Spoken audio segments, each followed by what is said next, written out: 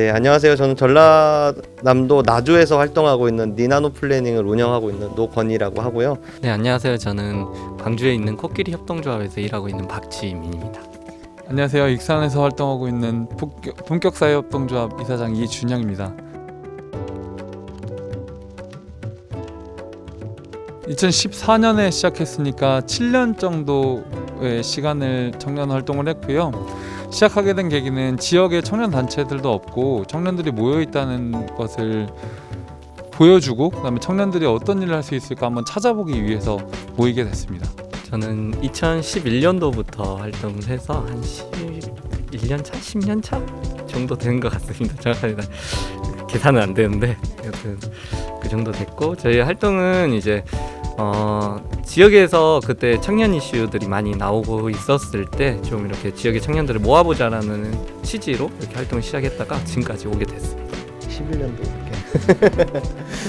이렇게 2018년도에서 시작을 하게 됐고요. 내가 있는 곳에서 행복하게 지내는 것이 또 더 가치 있는 일이지 않을까라는 생각을 하고, 내가 있는 곳에서 내 친구들과 또 좋아하는 사람들과 재미있는 것을 만들어 보자, 그렇게 해서 시작을 하게 됐습니다.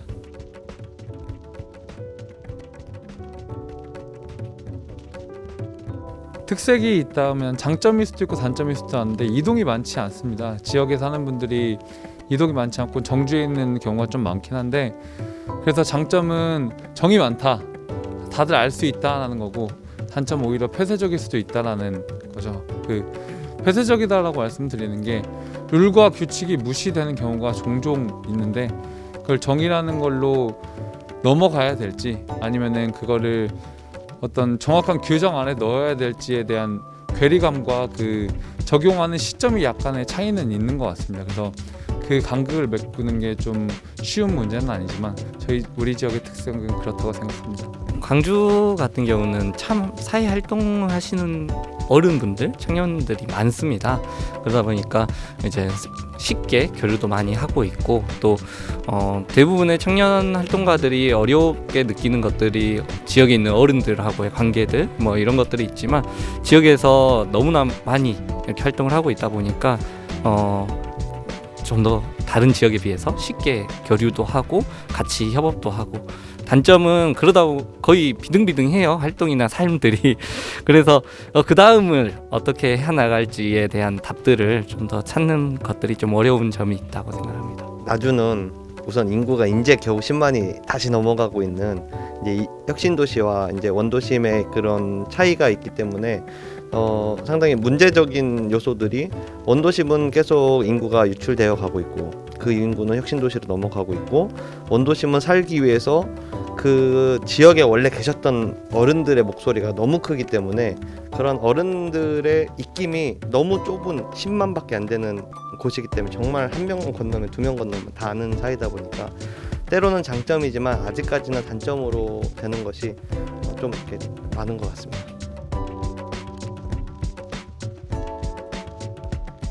골목 청년이라는 그 공간을 만들었고요. 그래서 청년들이 지금도 아지트처럼 쓰기도 해요. 누가 출근했다가 와가지고 퇴근해서 작당 모의도 하고, 그러니까 나주는 너무 문화시설이 너무 없다 보니까 저녁이 많은 삶이라고 이야기를 하거든요.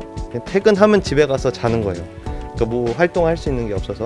그래서 퇴근하면 모여가지고 이런저런 이야기들도 하고 같이 작당 모의도 하고, 그런 공간으로 직접 만들어서 쓰고 있고, 지금은 이제 새롭게 시즌 2를 좀 준비를 하고 있어서 지금 있는 공간에서는 저희가 자체적으로 운영하려고 하는 인큐베이팅을 좀 해보자, 창업을 하려고 하는 친구를 그 공간에서 우리가 도와주고, 우리가 사무 공간으로는 조금 나와가지고 새로운 공간으로서 이야기를 조금 더 담을 수 있는 공간으로 시즌 2를 좀 준비하고 있습니다. 저희 공간은 이제 메이커 스페이스와 입주한 사람들이 있어서 오히려 입주 문의가 많이 와요. 저희가 만든 공간이다 보니까 무엇보다도 24시간 운영이 되기도 하고, 어떤 기관에 들어가는 것보다 이제 비용도 조금은 저렴하기도 하고, 그리고 협업이 좀 잘 돼요. 저희 2층에 프로그램 하는 AI 회사가 들어와 있고, 3층에는 지역 문제 해결 플랫폼 아시죠? 행안부에서 하는, 거기가 3층 사무실을 쓰고 있고, 그리고 다른 청년 단체들이 또 곳곳에 있다 보니까 같이 협업을 해서 그 자리 안에서 문제가 해결되는 경우가 많아서 좀 그런 장점들이 있습니다. 청년들이 얘기하는 공간이란 건 어떤 장소를 얘기한다고 생각을 하는데 실제로 겪어보니까 장소라기보다는 공간이란 얘기가 더 맞는 것 같아요. 그래서 공간이라는 개념이 어떤 특정한 방, 어떤 건물을 얘기하는 게 아니라 어떤 동을 얘기할 수도 있고 거기에 어떤 거리를 얘기할 수 있는데 그런 면에서 모일 수 있다는 것 자체를 만들어주는 건 되게 중요한 일이라고 생각을 하고요. 공간의 시작이고 그 시작을 어떤 속도를 가지고 가냐가 굉장히 중요한 것 같습니다. 그냥 무턱대고 시작을 하는 게 아니라 속도라는 거는 방향을 갖고 있기 때문에 같은 방향을 가지고 그다음에 올바른 방향을 가지고 갈 수 있는 게 공간의 시작이라고 생각하는데 그런 의미에서 저희 조합이 운영하는 무슨 일이라는 많은 실패를 해본 많은 방향을 가지고 있는 사람들이 모여 있습니다. 그래서 같이 공유하고 같이 나눌 수 있고 같은 방향을 갈 수 있는 여러 사람들이 모일 수 있는 공간이니까요. 많이 찾아주셨으면 좋겠습니다.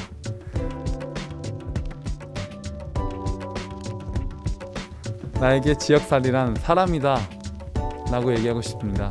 이유는 지역에 오래 살고 싶은데 사람이 없으면 저 혼자 살기 힘들잖아요. 그래서 여러 사람들하고 여러 가지 일을 하면서 같이 부대끼면서 살고 싶습니다.